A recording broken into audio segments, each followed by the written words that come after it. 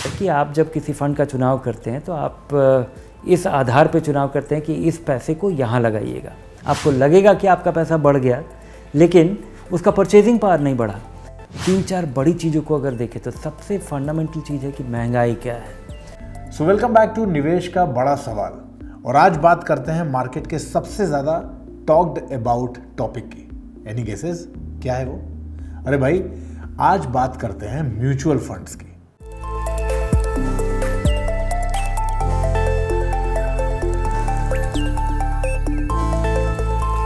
अच्छा, हम जैसे ही अपने पैसे को निवेश करने का तय करते हैं, सबसे पहले हम ये जानना चाहते हैं इसमें रिटर्न कितना मिलेगा।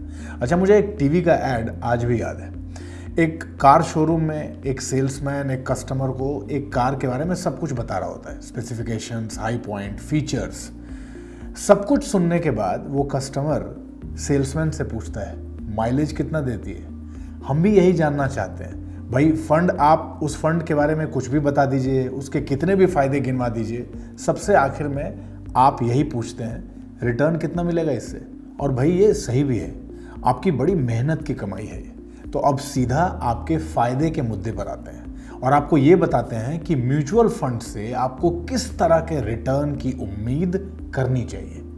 तो धीरेन्द्र सर, आज सबसे पहले तो ये बताइए कि हमारे म्यूचुअल फंड के रिटर्न्स को कौन से फैक्टर्स अफेक्ट करते हैं?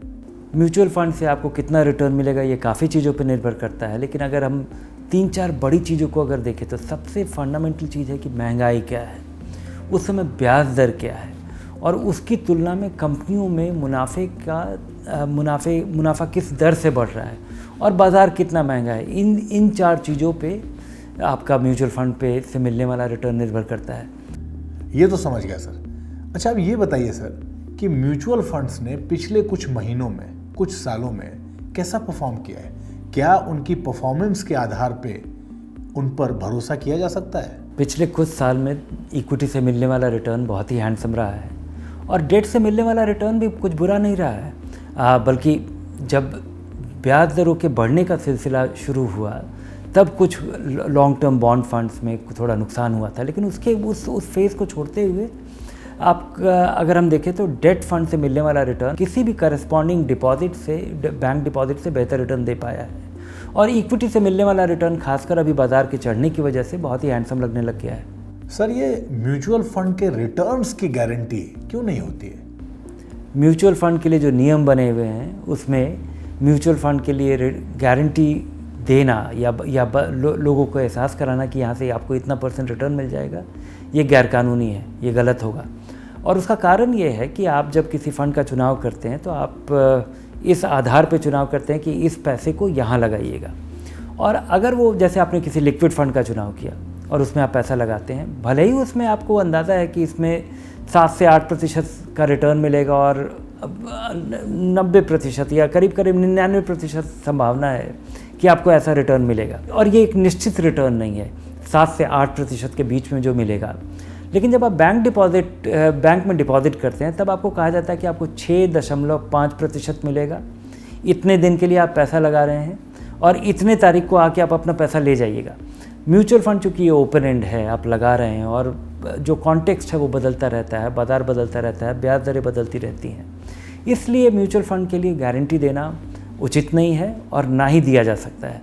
और अब ज़रा थोड़ी फ्यूचर की बात कर लेते हैं। सर, भविष्य में म्यूचुअल फंड इन्वेस्टमेंट्स को लेके एक फेयर एक्सपेक्टेशन क्या होनी चाहिए? किसी भी इन्वेस्टमेंट से आपकी फेयर एक्सपेक्टेशन कम से कम ये होनी चाहिए, बेयर एसेंशियल, कि महंगाई से ज़्यादा होगा रिटर्न मिले। क्योंकि अगर महंगाई से जितना रिटर्न नहीं मिल पाता है तो आपका पैसा कम हो रहा है। आपको लगेगा कि आपका पैसा बढ़ गया, लेकिन उसका परचेजिंग पावर नहीं बढ़ा। आप 100 रुपये में अगर कोई चीज़ आज खरीद सकते हैं और 1 साल के बाद अगर उसके लिए 105 रुपये चाहिए, और अगले साल अगर आपका पैसा बढ़ के 105 नहीं हुआ तो आपका पैसा एक तरह से कम हुआ है।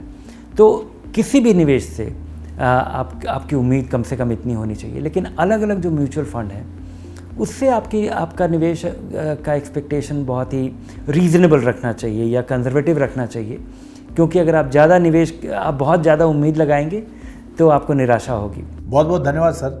तो आज निवेश का बड़ा सवाल में बस इतना ही।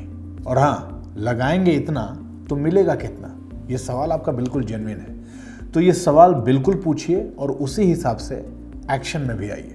और हाँ, मन में इन्वेस्टमेंट्स को लेके कोई भी छोटा या बड़ा सवाल है, बेधड़क और बेझिझक धनक से पूछिए।